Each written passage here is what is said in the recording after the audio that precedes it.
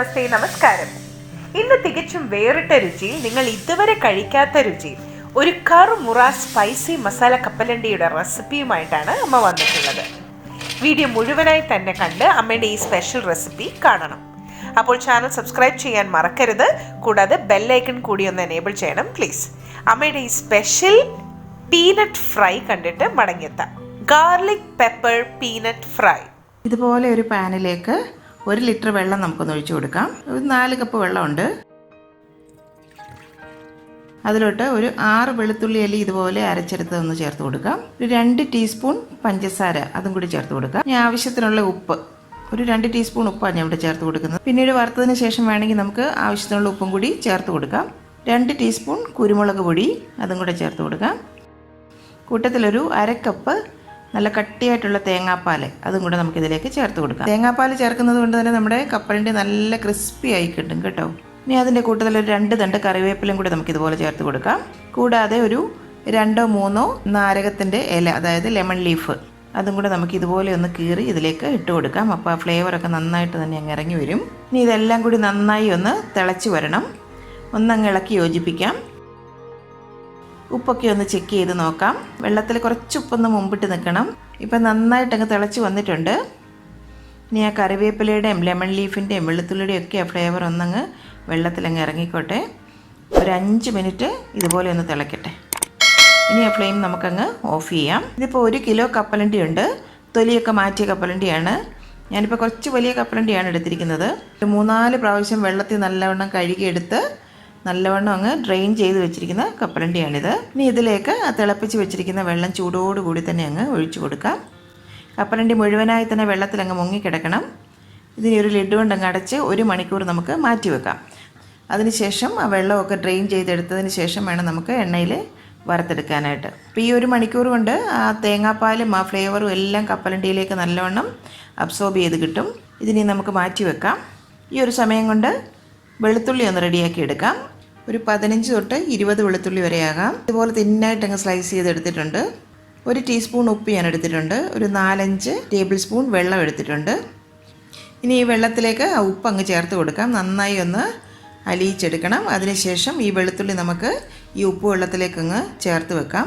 നന്നായിട്ട് സോക്കായിരിക്കണം. ഒരു 5 തൊട്ട് 7 മിനിറ്റ് വരെ അതുപോലെ തന്നെ ഇരിക്കട്ടെ. ഇങ്ങനെ ഉപ്പ് വെള്ളത്തിൽ നമ്മൾ ഇട്ട് വെക്കുന്നത് കൊണ്ട് തന്നെ ഈ വെളുത്തുള്ളി നമ്മൾ ഫ്രൈ ചെയ്തെടുക്കുമ്പം തീരെ കരിഞ്ഞു പോകത്തില്ല. നല്ലൊരു ഗോൾഡൻ കളറായിട്ട് തന്നെ നല്ല ക്രിസ്പി ആയിട്ട് നമുക്കിത് ഫ്രൈ ചെയ്തെടുക്കാൻ പറ്റും. അതിനുവേണ്ടിയാണ് ഇങ്ങനെ നമ്മൾ ചെയ്യുന്നത്.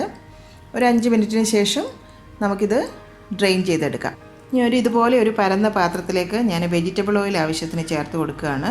നമ്മൾ കപ്പലണ്ടി വറുത്തെടുക്കാൻ ആവശ്യമായിട്ടുള്ള എണ്ണ ചേർത്ത് കൊടുക്കണം. എണ്ണ നന്നായി ചൂടായി വന്നാൽ അതിലോട്ട് ഒരു 3-4 ലെമൺ ലീഫ് ഇതുപോലെ കട്ട് ചെയ്തതും ഏകദേശം ഒരു 3-4 തണ്ട് കറിവേപ്പിലയും അതും ഇതുപോലെ നമുക്ക് എണ്ണയിലേക്കിട്ട് നല്ല ക്രിസ്പി ആയിട്ട് തന്നെ ഫ്രൈ ചെയ്തെടുക്കണം. കളറൊക്കെ മാറുന്നതിന് മുമ്പ് തന്നെ നമുക്ക് കോരി മാറ്റണം. അപ്പോൾ ഉപ്പ് വെള്ളത്തിലിട്ട വെളുത്തുള്ളിയിൽ നമ്മൾ ഡ്രെയിൻ ചെയ്തെടുത്തിട്ടുണ്ട്. ഇതിനെ നമ്മൾ എണ്ണയിലേക്കിട്ട് നല്ല ഗോൾഡൻ കളറിൽ നല്ല ക്രിസ്പി ആയിട്ട് ഫ്രൈ ചെയ്തെടുക്കണം.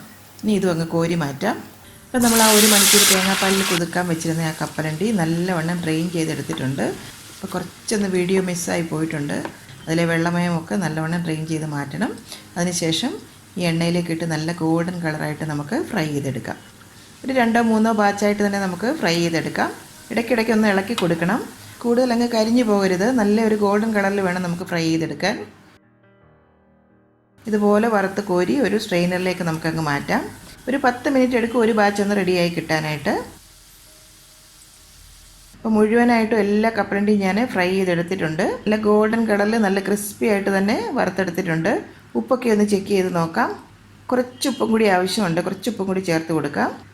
ഇനി അതിലേക്ക് 1 ടീസ്പൂൺ കുരുമുളക് പൊടി നല്ല ഫൈനായിട്ട് പൊടിച്ചത് അതും കൂടെ ചേർത്ത് കൊടുക്കാം. നമുക്ക് ആ സ്ട്രെയിനറോട് കൂടി തന്നെ ഒന്ന് ഇളക്കി കൊടുക്കാം. അപ്പോൾ എല്ലാ ഭാഗത്തേക്കും ഉപ്പും കുരുമുളകും ഒക്കെ ഒന്ന് ആയിക്കോട്ടെ. അതല്ലെങ്കിൽ തവി കൊണ്ട് ഇളക്കിയാലും മതി. എല്ലാം കൂടെ നല്ലതായിട്ട് മിക്സാക്കി എടുത്തിട്ടുണ്ട്. ഇതിനെ നമുക്കൊരു പ്ലേറ്റിലേക്ക് അങ്ങ് ചേർത്ത് കൊടുക്കാം. ഇനി അതിൻ്റെ പുറത്തായിട്ട് ഫ്രൈ ചെയ്ത് വെച്ചിരുന്ന ആ വെളുത്തുള്ളിയുടെ അല്ലി നമുക്കൊന്ന് വിതറി കൊടുക്കാം. അതിൻ്റെ പുറത്തായിട്ട് ഫ്രൈ ചെയ്ത് വെച്ചിരിക്കുന്ന ലെമൺ ലീഫും കറിവേപ്പിലയും ഒക്കെ ഒന്ന് ചേർത്ത് കൊടുക്കാം. അപ്പം നമ്മുടെ മസാല കപ്പലണ്ടി റെഡി ആയിട്ടുണ്ട്. ഒരെണ്ണം ഞാനൊന്ന് കഴിച്ചു നോക്കട്ടെ. നല്ല ക്രിസ്പി ക്രിസ്പി ആയിട്ടുണ്ട്.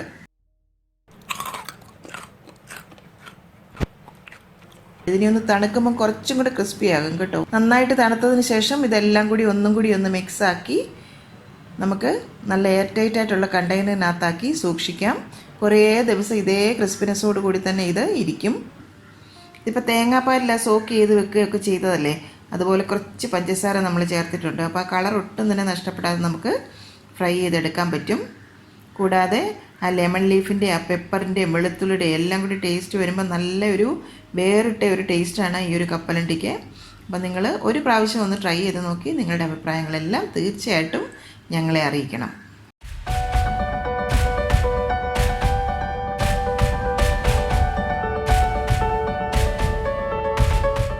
കറി വിത്ത് അമ്മയിലെ അമ്മയുടെ ഇന്നത്തെ റെസിപ്പി നിങ്ങൾക്ക് ഇഷ്ടമായെന്ന് ഞങ്ങൾ പ്രതീക്ഷിക്കുന്നു. നിങ്ങളിൽ ഒരുപാട് പേര് ഈ റെസിപ്പീസ് എല്ലാം ട്രൈ ചെയ്ത് നോക്കി സക്സസ് ആയി എന്നറിയുന്നതിൽ ഞങ്ങൾക്ക് വളരെയധികം സന്തോഷം. നിങ്ങളുടെ ഫീഡ്ബാക്സും ഫോട്ടോസും എല്ലാം ഞങ്ങൾക്ക് വളരെയധികം വാല്യൂബിളാണ്. ഇതെല്ലാം കാണുന്നതിൽ ഞങ്ങൾക്ക് വളരെയധികം സന്തോഷവുമുണ്ട്. നിങ്ങൾ ആഗ്രഹിക്കുന്ന ഏതെങ്കിലും റെസിപ്പി അമ്മ വഴി കാണാൻ നിങ്ങൾക്ക് താല്പര്യമുണ്ടെങ്കിൽ ഞങ്ങളെ തീർച്ചയായും ഫീഡ്ബാക്സ് വഴി അറിയിക്കണം. ഞങ്ങൾ അത് ഞങ്ങളുടെ റെസിപ്പീസിൽ ഇൻക്ലൂഡ് ചെയ്യുന്നതായിരിക്കും. കറി വിത്ത് അമ്മ ഇതുവരെ സബ്സ്ക്രൈബ് ചെയ്യാത്തവരായ ആരെങ്കിലും ഉണ്ടെങ്കിൽ തീർച്ചയായും സബ്സ്ക്രൈബ് ചെയ്യണം. ഞങ്ങളുടെ റെസിപ്പീസ് ട്രൈ ചെയ്ത് നോക്കി നിങ്ങൾക്ക് ഇഷ്ടമാവുകയാണെങ്കിൽ തീർച്ചയായും വീഡിയോസ് ലൈക്ക് ചെയ്ത് ഷെയർ ചെയ്ത് ഞങ്ങളെ സപ്പോർട്ട് ചെയ്യണം. തുടർന്നും നിങ്ങളുടെ സപ്പോർട്ട് ഞങ്ങൾ പ്രതീക്ഷിക്കുന്നു. വീണ്ടും മറ്റൊരു റെസിപ്പിയുമായി വരുന്നവരെ നന്ദി. Good bye.